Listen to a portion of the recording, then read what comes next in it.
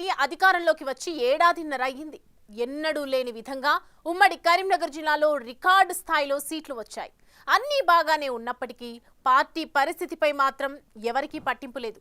ఆ నలుగురు నేతలు అటు డీసీసీ అధ్యక్షులుగా ఇటు ఎమ్మెల్యేలుగా డ్యూయల్ రోల్ పోషిస్తున్నారు. వారు జిల్లాలో పార్టీని పట్టించుకోకుండా నియోజకవర్గాలకే పరిమితం కావడంతో ఆయా జిల్లాల్లో పార్టీ పరిస్థితి నానాటికి తీసుకట్టు అన్నట్లుగా మారిందట. హస్తం పార్టీ పరిస్థితి ఉమ్మడి కరీంనగర్ జిల్లాలో అస్తవ్యస్తంగా మారిందట. స్థానిక సంస్థల ఎన్నికల సీజన్ దగ్గర పడుతున్న తరుణంలో ఈ పరిస్థితిపై party cadre tension పడిపోతున్నారట.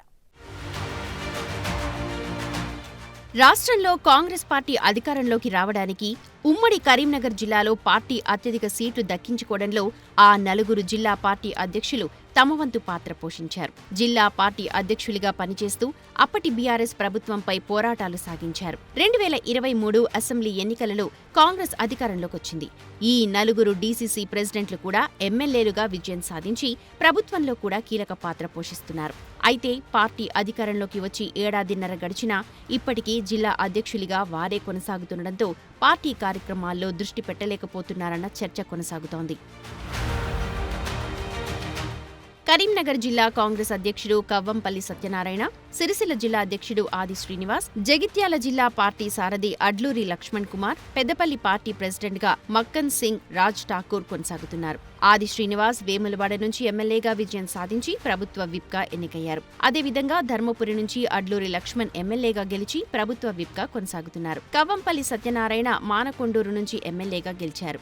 Raj Thakur Ramagunda నుంచి గెలిచారు. ఈ నలుగురు నేతలు కూడా ప్రభుత్వంలో కీలక పాత్ర పోషిస్తున్నారు. కాంగ్రెస్ అధికారంలోకొచ్చి ఏడాదిన్నర దాటినా ఇంకా కాంగ్రెస్ కొత్త జిల్లా అధ్యక్షులని నియమించలేదు. నాయకులకు జోడు పదవులుండటంతో వారు పార్టీ కార్యక్రమాలకు సరైన న్యాయం చేయడం లేదన్న అభిప్రాయం వ్యక్తమవుతోంది. ఆ ఎఫెక్ట్తో 4 జిల్లాల్లో సమన్వయ లోపం స్పష్టంగా కనపడుతుందంటున్నారు. ఉమ్మడి కరీంనగర్ జిల్లాకు చెందిన ఆ నలుగురు ఎమ్మెల్యేలు ప్రభుత్వ కార్యకలాపాల్లో బిజీగా ఉండటంతో పార్టీలో ఏమైనా సమస్యలు వస్తే పరిష్కరించడంలో తీవ్ర జాప్యం జరుగుతోందట. గ్రామస్థాయి, మండల స్థాయిలో పార్టీ కార్యక్రమాలు కూడా అంతంత మాత్రంగానే కొనసాగుతున్నాయని అంటున్నారు. ముఖ్యంగా కరీంనగర్ జిల్లా కేంద్రంలో కాంగ్రెస్ పార్టీ పరిస్థితి మరింత స్తబ్దుగా కనపడుతోంది. పార్టీ కార్యక్రమాలు కూడా నామమాత్రంగా కొనసాగుతూ ఉన్నాయి. ఆ నలుగురు డీసీసీ ప్రెసిడెంట్లు జిల్లాలకు వచ్చినప్పుడు వారి అసెంబ్లీ నియోజకవర్గాలకే పరిమితం అవుతుండటంతో జిల్లా పార్టీపై ఆ పరిస్థితి స్పష్టంగా రిఫ్లెక్ట్ అవుతుందని క్యాడర్ వాపోతోంది. కనీసం కాంగ్రెస్ జిల్లా పార్టీ కార్యాలయాలలో కూడా సదరు పార్టీ అధ్యక్షులు అడుగు పెట్టడం లేదంట. గడిచిన ఏడాది కాలంలో వారు పార్టీ కార్యక్రమాలకు హాజరైన సందర్భాలు వేళ్లపై లెక్కించొచ్చని, వారొచ్చినా ఏదైనా ముఖ్యమైన పార్టీ కార్యక్రమం ఉంటేనే హాజరవుతున్నారని కార్యకర్తలు విమర్శిస్తున్నారు. పార్టీ అధికారంలోకొచ్చిన తర్వాత జిల్లాకు చెందిన కీలక నేతలు దాదాపు రిలాక్స్ మూడ్లోకి వెళ్లారట. దాంతో జిల్లాల్లో పార్టీ పరిస్థితి ఎవడికి పుట్టిన బిడ్డరా ఎక్కెక్కి ఏడుస్తోంది అన్నట్టుగా మారిందట. మండల స్థాయిలో పార్టీలో ఎదురవుతోన్న సమస్యలను పట్టించుకునే నాదుడే కరువయ్యారట.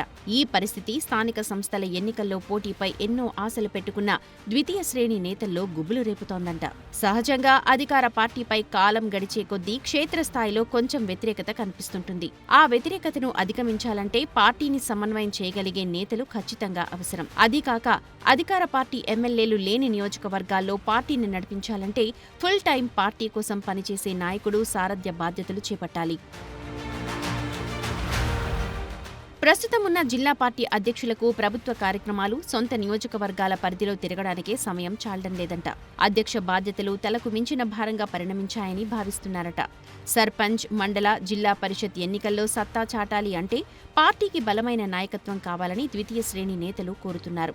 మున్సిపల్ ఎన్నికల్లో 2 మేయర్ సీట్లు, 12 మున్సిపల్ పీఠాలను కైవసం చేసుకోవాలి అంటే పార్టీని మరింత పటిష్టం చేయాల్సిన అవసరం ఉంది అని సీనియర్ నేతలు సూచిస్తూ ఉన్నారు. కరీంనగర్, సిరిసిల్ల, హుజూరాబాద్, కోరుట్ల నియోజకవర్గాల్లో ప్రతిపక్ష ఎమ్మెల్యేలు ఉన్న నేపథ్యంలో అక్కడ పార్టీని నడిపించలేకపోతే పరిస్థితి గాడి తప్పే అవకాశాలు ఉన్నాయని సీనియర్స్ హెచ్చరిస్తున్నారు. అందుకే ఎమ్మెల్యేలు కూడా తమను పార్టీ బాధ్యతల నుంచి తప్పించాలని కోరుతున్నారట. అయినా అధినాయకత్వం నిమ్మకు నీరెత్తినట్లు వ్యవహరిస్తుండడం పార్టీ శ్రేణులకు మింగుడు పట్టం లేదంట. ఇప్పటికైనా ఆ 4 జిల్లాల్లో పార్టీకి కొత్త అధ్యక్షులు నియమించాలని కార్యకర్తలు కోరుతున్నారు. ఈ 4 నేతలు పార్టీ పదవులని వదులుకోవడానికి సిద్ధంగా ఉన్నప్పటికీ కొత్త వారిని నియమించే విషయంలో అధిష్టానం ఎందుకు జాప్యం చేస్తోందో వారికి అంతుపట్టడం లేదంట. ఇప్పటి నుండి స్థానిక సంస్థల ఎన్నికలకి సిద్ధం కావాలంటే ఖచ్చితంగా నాయకత్వం మార్పు జరగాలని కాంగ్రెస్ క్యాడర్ బలంగా కోరుతోంది. మరి కాంగ్రెస్ పెద్దలు కొత్త డీసీసీ ప్రెసిడెంట్లపై ఎప్పటికి దృష్టి సారిస్తారో చూడాలి.